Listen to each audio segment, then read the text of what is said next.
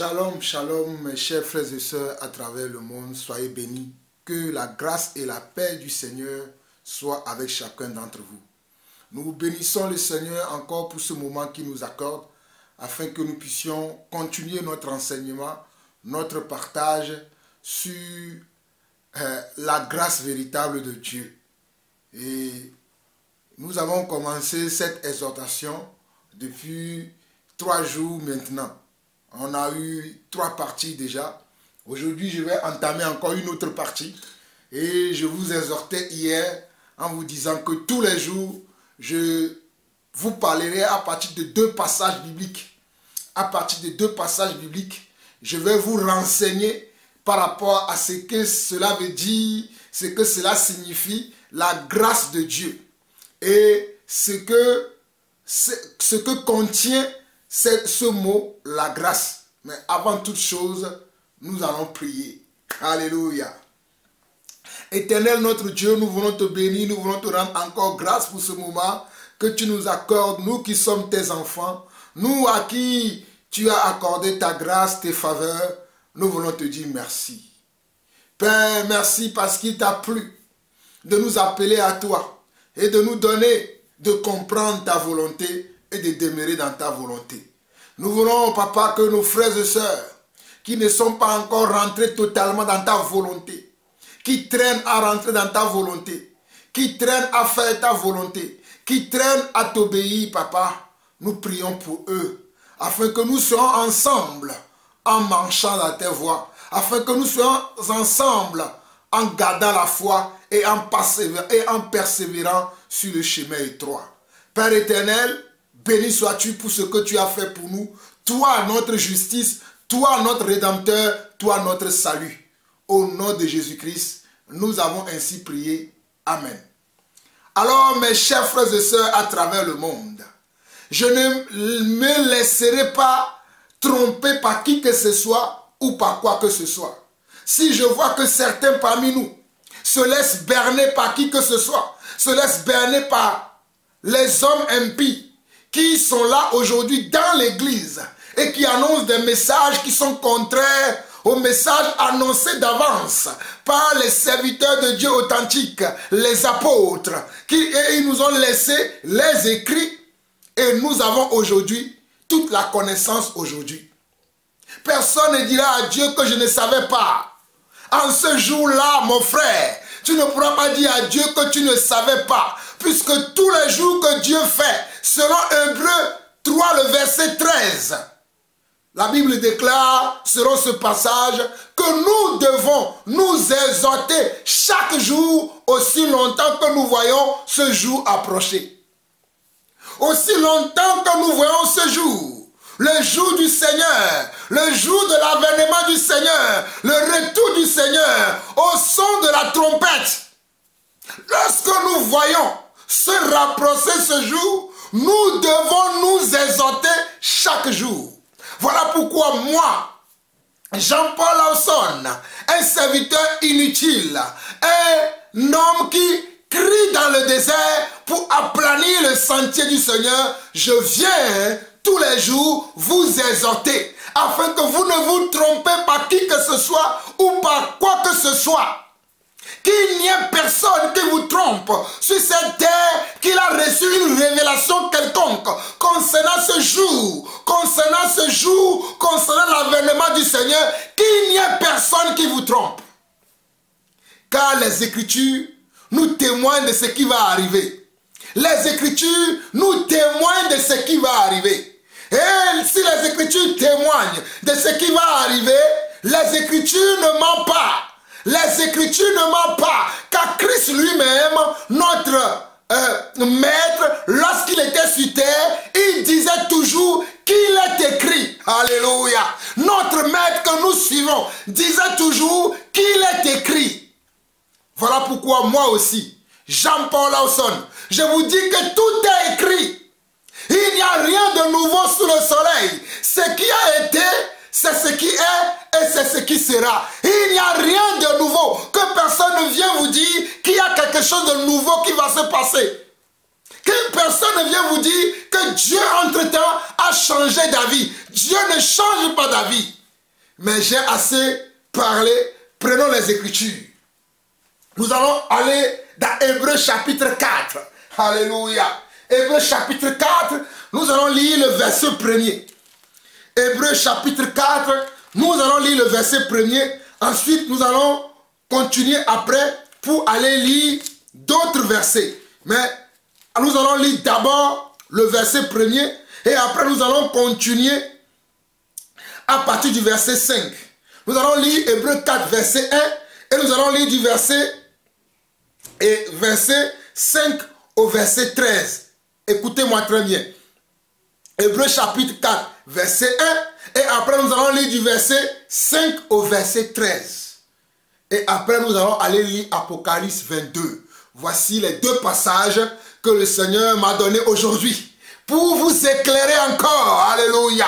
Hébreux chapitre 4 verset 1 dit: craignons donc, tandis que la promesse d'entrer dans son repos subsiste encore.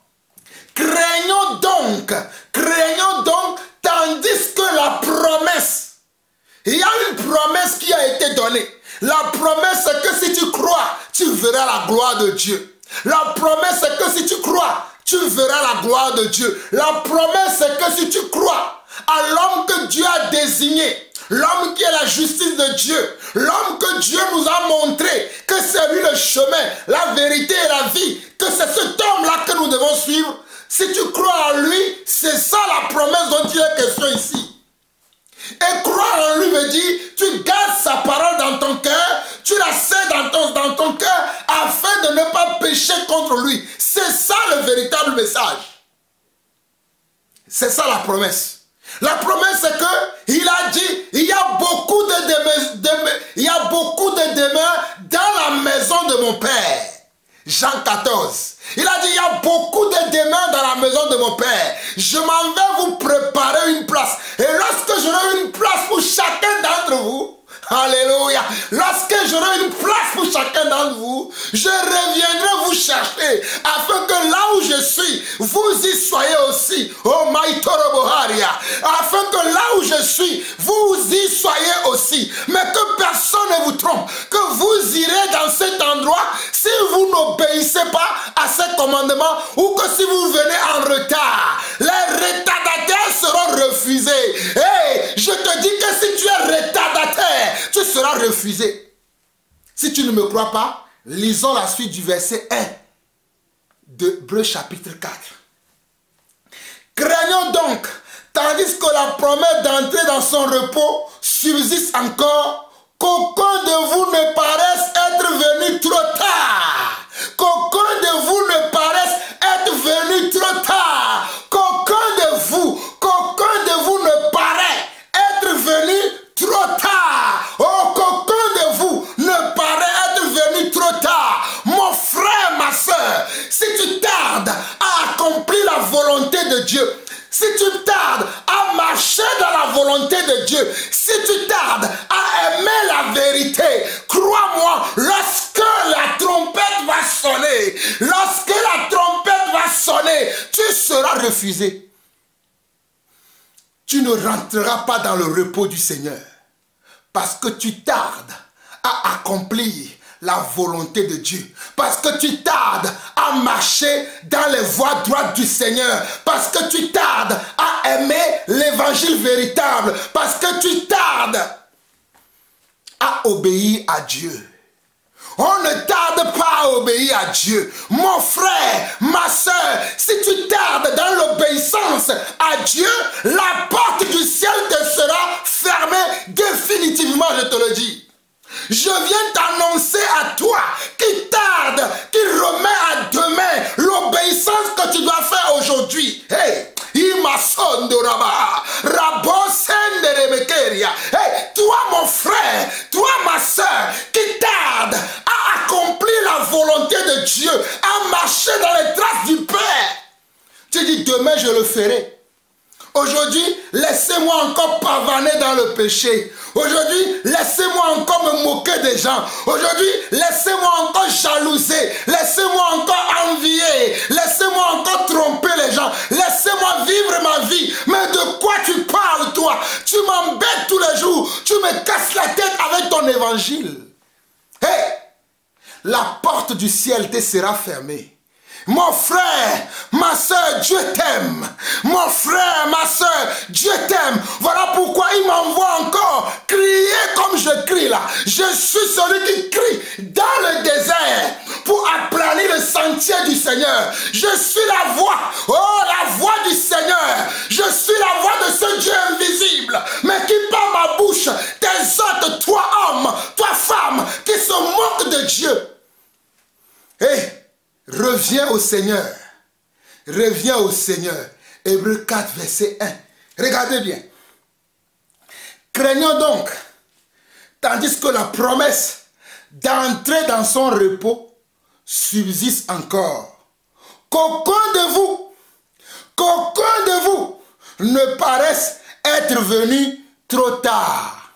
Peut-être il y a quelqu'un qui va me dire, je ne comprends pas le bon sens, la bonne définition du mot venir très tard. Mon frère, pour nous qui sommes en Europe, qui prenons d'habitude le métro, ou bien nous qui sommes en Occident, qui prenons d'habitude le métro et le train, si tu dois prendre ton train à 6 heures, ou à 5 heures du matin, ou à 7 heures du matin, et que tu viens à 9 heures, tu es venu en retard. Ton train est passé il y a quelques heures déjà.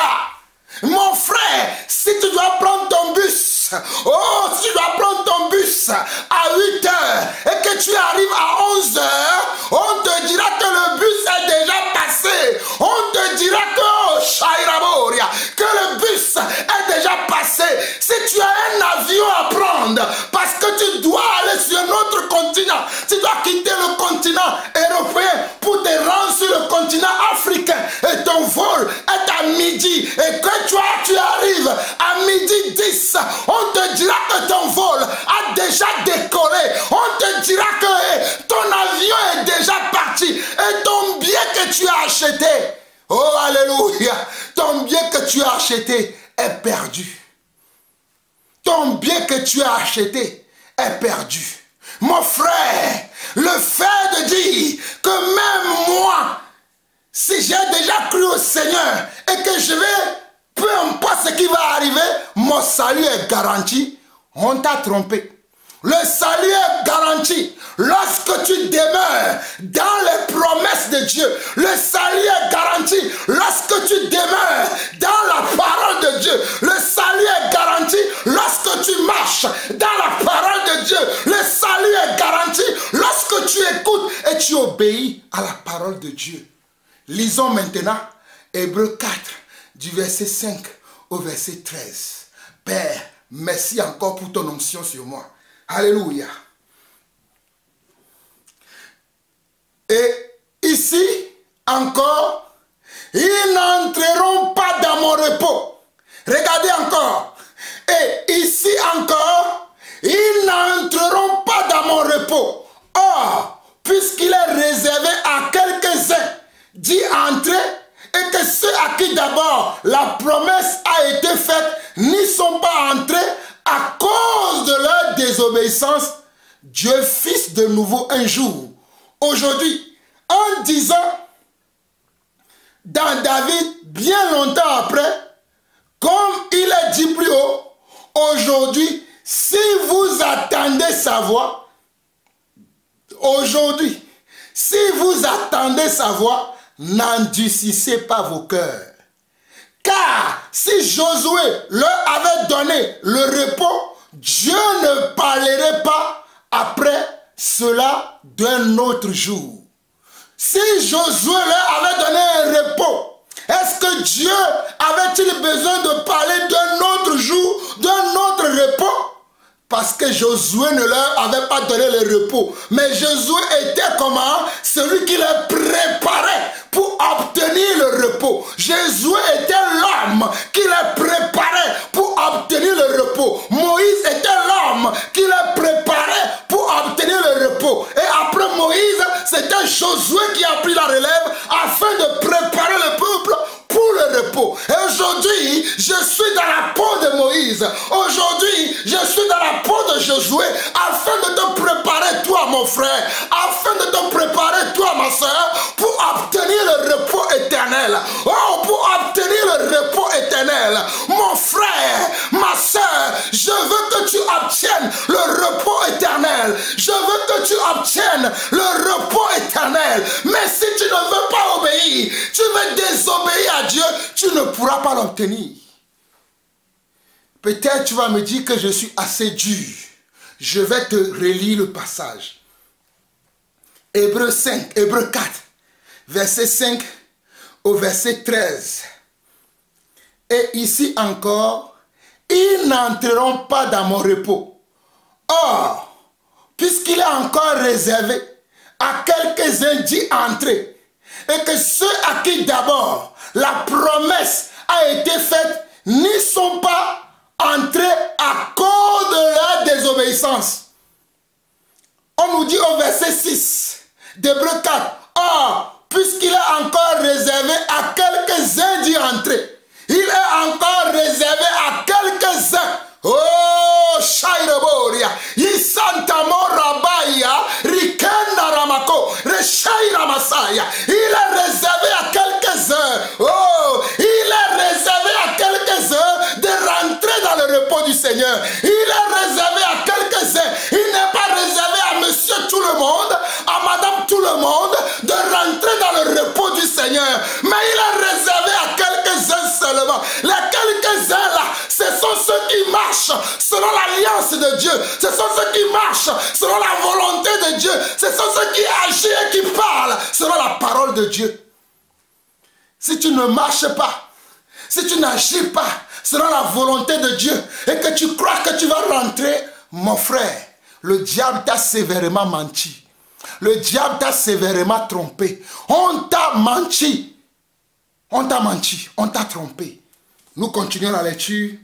Verset 6 au verset 13. Or, puisqu'il est encore réservé à quelques-uns d'y entrer, et que ceux à qui d'abord la promesse a été faite n'y sont pas entrés à cause de leur désobéissance. Pourquoi il y a certaines personnes ne rentreront pas? Pourquoi il y aura certaines personnes qui ne seront pas acceptées ce jour-là?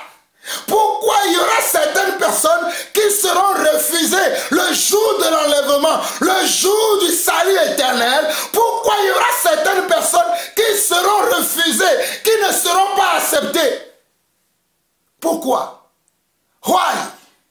À cause de leur désobéissance. Si tu désobéis volontairement à Dieu, si tu désobéis aux lois de Dieu, si tu désobéis aux commandements de Dieu, pensant que tu vas avoir une grâce exceptionnelle au ciel, pensant qu'il y aura des gens sur la terre qui vont prier pour toi, parce qu'il y a un purgatoire dans lequel tu vas être en attente, on t'a trompé. Le purgatoire n'existe pas. Et mon frère catholique, ma soeur catholique, toi qui dis que tu es catholique, et cette religion diabolique, satanique, vous a dit qu'il y a un purgatoire où les saints sont en attente, pendant que les autres pécheurs qui sont sur la terre vont prier pour eux afin qu'ils obtiennent leur délivrance en quittant le purgatoire et aller au paradis. Et toi, tu veux croire à ça? Quand on prêche l'évangile, tu te moques de nous. Hé, mon frère, le purgatoire n'existe pas. Le purgatoire n'existe pas. Mais c'est la salle d'attente pour l'enfer, le purgatoire.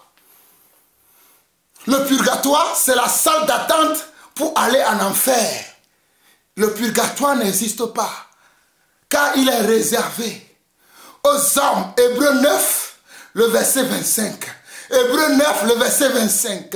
Il est réservé à nous les hommes de mourir une seule fois.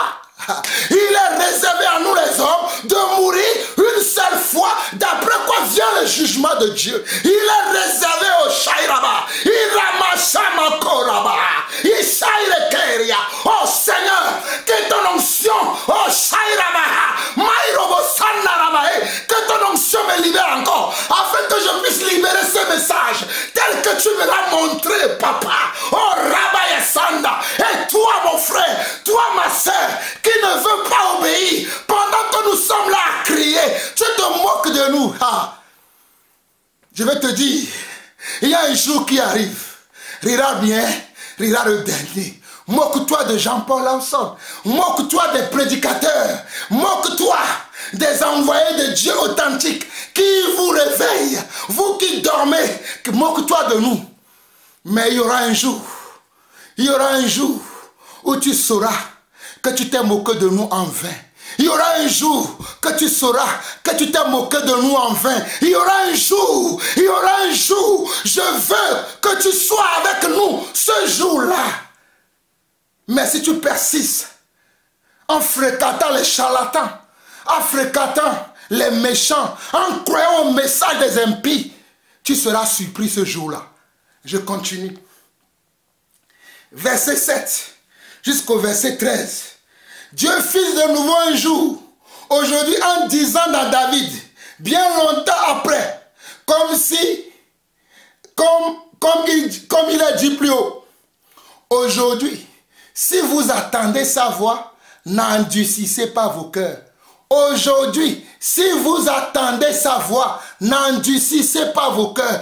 Toi qui endurcis ton cœur en entendant la voix de Dieu par notre bouche, par nos messages, tu entends la voix de Dieu, mais tu endurcis ton cœur. Dieu t'exhorte à ne pas endurcir ton cœur aujourd'hui, pas demain, car demain ne t'appartient pas. Demain ne t'appartient pas. Aujourd'hui t'appartient. Donc si tu entends la voix de Dieu aujourd'hui, tu ne dois pas remettre à demain la décision que tu vas prendre aujourd'hui. Parce que tout dépend de ta décision. Tout dépend de ton choix. Mais aujourd'hui, au lieu de faire le bon choix, tu ris au nez à nous les serviteurs de Dieu. Continue de rire. Verset 8. Car si Josué leur avait donné le repos, Dieu ne parlera pas après d'un autre jour. Car si Josué leur avait donné le repos, Dieu ne parlera pas après cela d'un autre jour. Verset 9 au verset 13. Il y a donc un repos de sabbat réservé au peuple de Dieu. Il y a donc un repos de sabbat réservé au peuple de Dieu. Car celui qui entre dans le repos de Dieu se repose de ses œuvres. Celui qui entre dans le repos de Dieu se repose de ses œuvres. Mon frère, nous rentrons dans le repos lorsque la trompette sonnera. Mais si la trompette ne sonne pas, il n'y a pas de repos pour toi. Tu dois continuer à marcher dans les voies du Seigneur. Tu dois continuer à appliquer la parole de Dieu à ta vie. Tu dois continuer à obéir à Dieu. Tant que la trompette n'a pas encore sonné, tant que la trompette n'a pas encore sonné, tu ne dois pas t'arrêter. Tu ne dois pas t'arrêter. Même si le chemin est long, même si le chemin est long, même si la course est longue, parsemé de beaucoup d'épreuves, parsemé de beaucoup de difficultés, parsemé de beaucoup d'opposition, parsemé de gens méchants. Mon frère, ne t'arrête pas. Ma soeur, ne t'arrête pas. Continue la marche. Continue la marche. Car Dieu a réservé, oh alléluia, un jour pour que tu te reposes. C'est juste pour ce jour-là que nous travaillons. Oh, c'est juste pour ce jour-là que moi je travaille. Je continue. Verset 11. Verset 10. Car celui qui entre dans le repos de Dieu se repose de ses œuvres comme Dieu s'est reposé des siennes. Comme Dieu s'est reposé des siennes. Si Dieu s'est reposé des siennes, nous aussi nous nous reposerons. Mais pour l'instant, travaillons à notre salut avec crainte et tremblement. Verset 11. Empressons-nous donc d'entrer dans ce repos, afin que personne ne tombe en donnant le même exemple de désobéissance. Regardez bien. Empressons-nous donc d'entrer dans ce repos, afin que personne ne tombe en donnant le même exemple de désobéissance. Qu'est-ce que vous comprenez par le mot empressons-nous? Empressons-nous. Regardez, Hébreux 4, verset 11. Empressons-nous donc. Empressons-nous donc. Dans le mot empressons-nous donc, cela veut dire que tu ne dois pas t'arrêter sur ton chemin. Tu ne dois pas t'arrêter dans l'œuvre que tu fais. Tu ne dois pas t'arrêter dans le combat que tu mènes. Tu ne dois pas t'arrêter, oh alléluia, dans la résistance dans laquelle tu es. Oh mon frère, moi je résiste à l'esprit de sédition qui est aujourd'hui dans le monde. Moi je résiste aujourd'hui à l'esprit de tromperie qui est sur la terre, qui a gagné même les hommes de Dieu, qui a gagné même les églises. Moi Jean-Paul Lawson, l'apôtre de Dieu, je résiste à cet esprit. Et je m'empresse pour faire l'œuvre de Dieu. Parce que je sais que bientôt, très bientôt, je rentrerai dans le repos du Seigneur. Oh, alléluia. Et mon frère, garde cet espoir, garde cette foi, que la trompette sonnera bientôt. Et nous rentrerons dans le repos du Seigneur. Maïkai Robosha. J'ai envie de prêcher comme si je n'ai jamais prêché l'évangile. Oh, papa, donne-moi encore cette force. Donne-moi encore cette résistance. Alléluia. Mes frères, vous lirez la suite jusqu'au verset 13. Permettez-moi d'aller rapidement dans Hébreux chapitre, dans Apocalypse 22. Il me reste 4 minutes. Je vais utiliser ces 4 minutes à bon escient pour cette courte exhortation. Dans Apocalypse 22, le verset 11 au verset 15, il est dit ceci.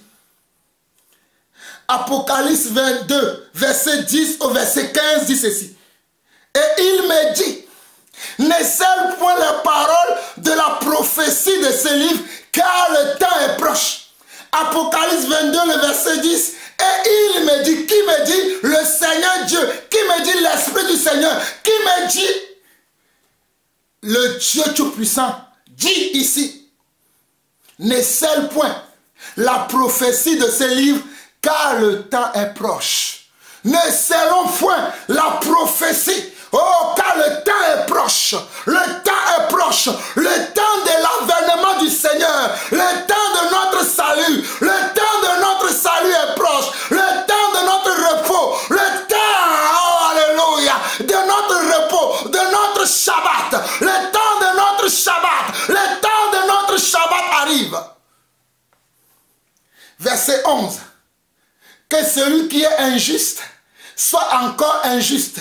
Que celui qui est souillé se souille encore.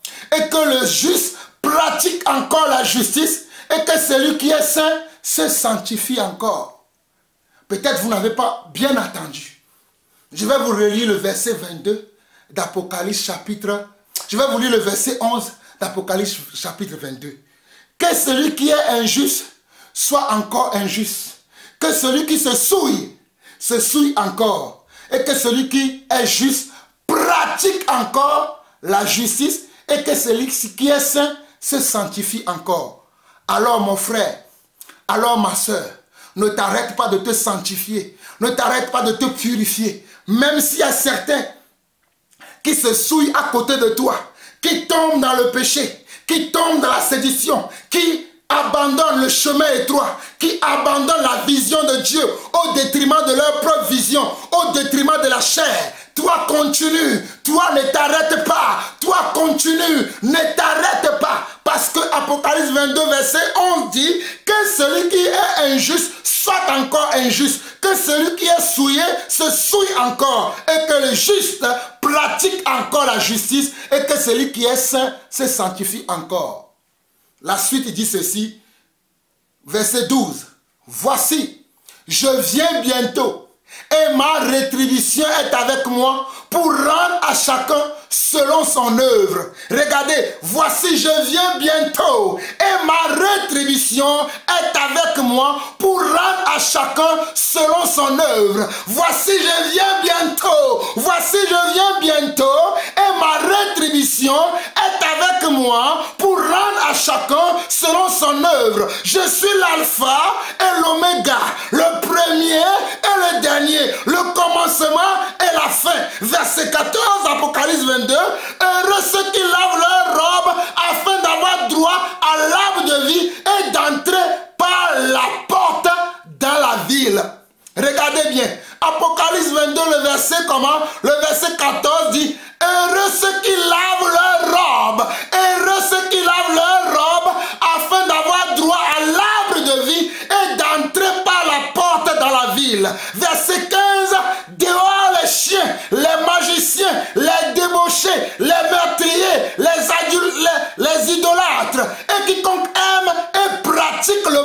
mensonges. Regardez bien, dehors les chiens, les magiciens, les débauchés, les meurtriers, les idolâtres et quiconque aime et pratique le mensonge. Verset 16. Moi Jésus, j'ai envoyé mon ange pour vous attester ces choses dans les églises. Je suis le rejeton et la postérité de David, l'étoile brillante du matin. Oh alléluia. Moi Jésus, j'ai envoyé mon ange pour vous attester ces choses dans les églises. Je suis le rejeton et la postérité de David, l'étoile brillante du matin. Mon frère, ma soeur, j'ai assez annoncé encore la véritable parole aujourd'hui.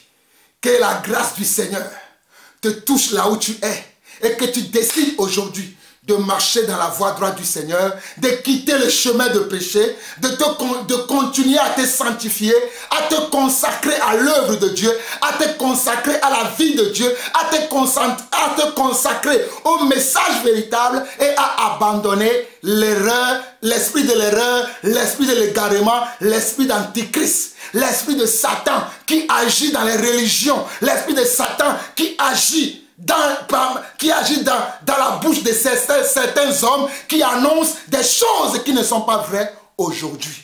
Nous nous reverrons pour la prochaine occasion. Je vous aime, le Seigneur vous aime, il revient bientôt. Yeshua revient, Jésus revient.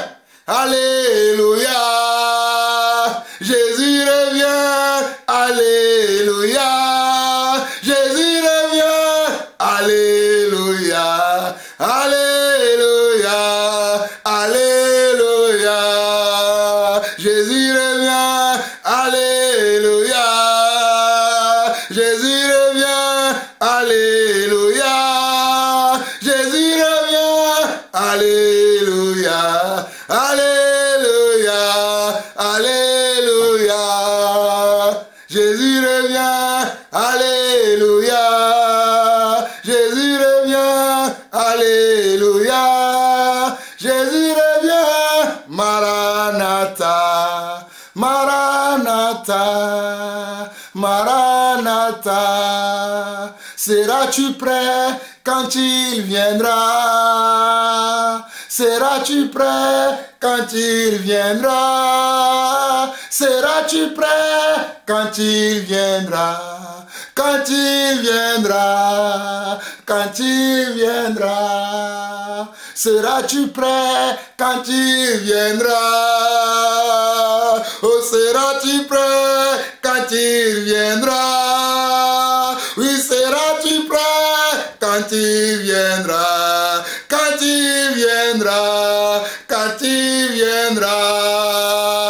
Oui, alléluia, alléluia.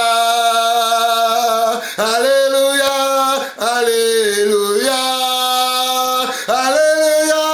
alléluia, alléluia, alléluia, alléluia. Maranatha, Maranatha, Maranatha, Maranatha.